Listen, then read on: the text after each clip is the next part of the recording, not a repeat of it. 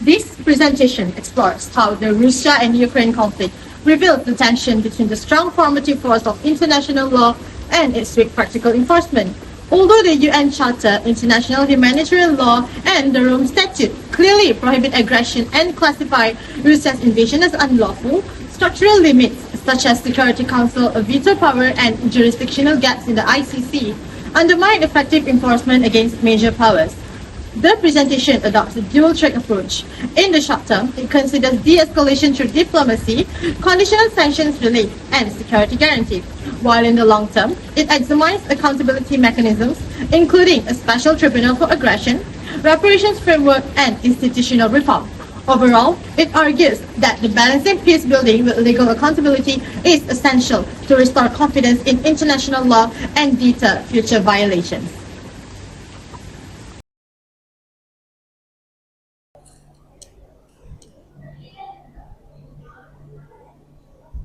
International law was created with one core purpose, which is to regulate the use of force, protect human rights, and maintain global peace.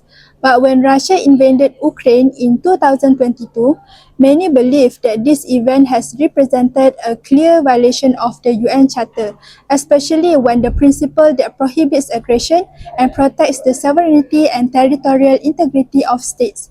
The Russia-Ukraine war has sparked a massive global debate. Does international law still matter when powerful states choose violence? Can legal principle alone stop a war? Or has international law become just a symbolic without real enforcement? In this video, we are going to look into the challenges, the gaps, and the possible solution within the international law, especially how international community responded to the conflict.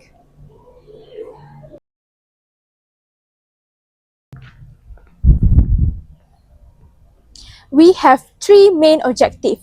First, we aim to critically evaluate how core public international law principles, including the prohibition on aggression and international humanitarian law, have been applied to determine the illegality and criminality of Russia's actions in the Russia-Ukraine war. This includes understanding how international law classifies the invasion and how legal frameworks measure state responsibility.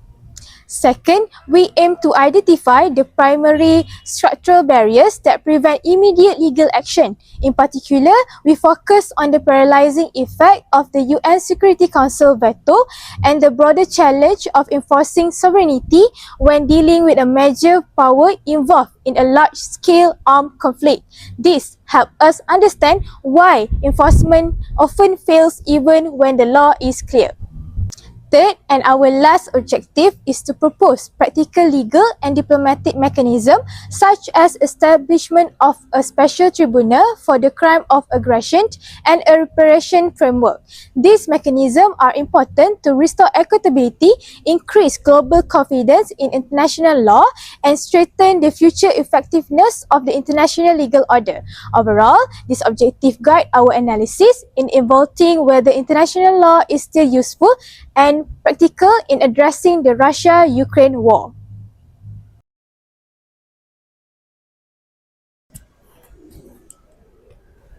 Here are the key findings from my research on the usefulness and practicality of international law in addressing the Russia-Ukraine conflict. First, international law continues to hold strong normative force. The UN Charter, particularly Article 2.4, and the Geneva Convention clearly prohibits acts of aggression.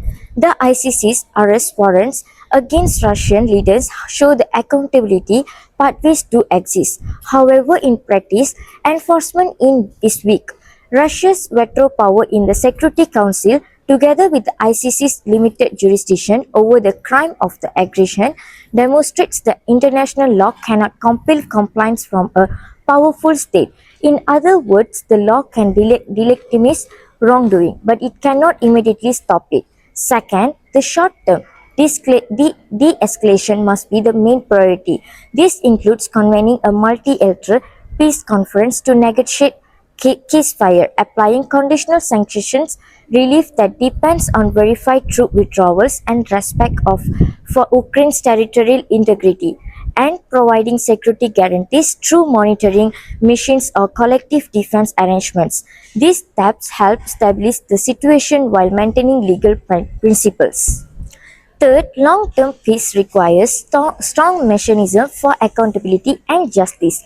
This involves establishing on international claims commissions funded by frozen Russian assets to provide reparations and support reconstruction. It also includes creating a special tribunal for the crime of aggression to fill the gaps left by the ICC.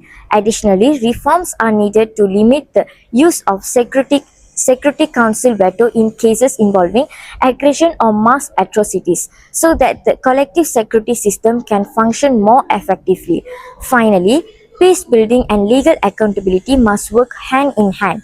Short-term actions should focus on securing a credible ceasefire through diplomacy and pressure, while long-term mechanisms must ensure justice, reparations, and institutional reforms. Together, these approaches reinforms the rule of international law and help prevent future violations.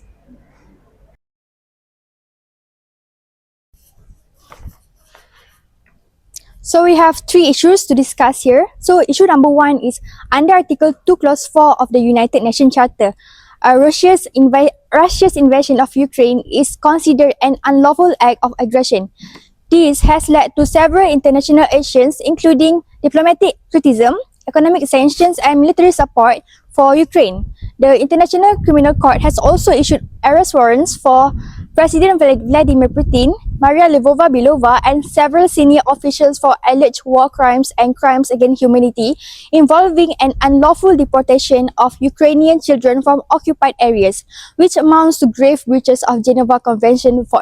However, the ongoing conflict shows that these legal steps mainly serve to identify the conduct as internationally wrongful and set out possible paths for accountability rather than bringing an immediate end to the fighting. So moving on to second issue, Russia's use of its veto power in the UN Security Council has stopped resolutions that condemn the invasion and block collective measures that the Charter was designed to support. This reflects a wider geopolitical trend in which permanent members of the Security Council, such as the United States, in relation to alleged crimes in Afghanistan and Iraq, often avoid outside scrutiny and use their special position to protect themselves and their allies. So the limits of the Rome Statute also weaken legal enforcement. The ICC cannot prosecute the crime of aggression in this situation because neither Russia nor Ukraine had accepted the relevant amendments at the time. This factor shows how power imbalances and great power politics often reduce international law to a guiding framework rather than a forceful restriction on major power. So lastly, going forward, the third issue, effective approaches must combine efforts to reduce violence with long-term accountability, despite the divided international environment. In the short term, a multilateral peace conference could link the easing of sanctions to verified ceasefire progress, troop withdrawal and security guarantees for Ukraine. This would use geopolitical pressure to encourage compliance. In the long term, a reparation system could be created through an international claims commission supported by a compensation fund built from frozen Russian assets, ensuring that victims receive some sum of redress. Establishing a special tribunal for the crime of aggression would also fill current gaps in the ICC's jurisdiction and send a clear message that even powerful states and their leaders can face legal consequences for violating Article 2 Clause 4 of the United Nations Charter, helping to rebalance the role of law within global politics.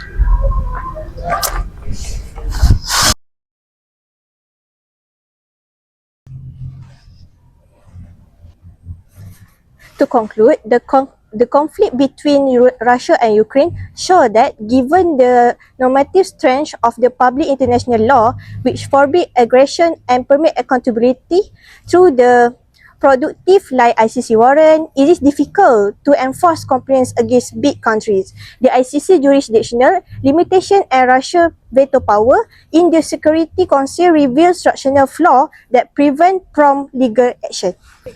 However, to restore public international law credibility, short-term peace effort must be paired with the long-term reform. For example, short-term solution, they can do peace talk like countries meet to agree on a ceasefire. And secondly, they can section trade-off like each section only if Russia follow the rules.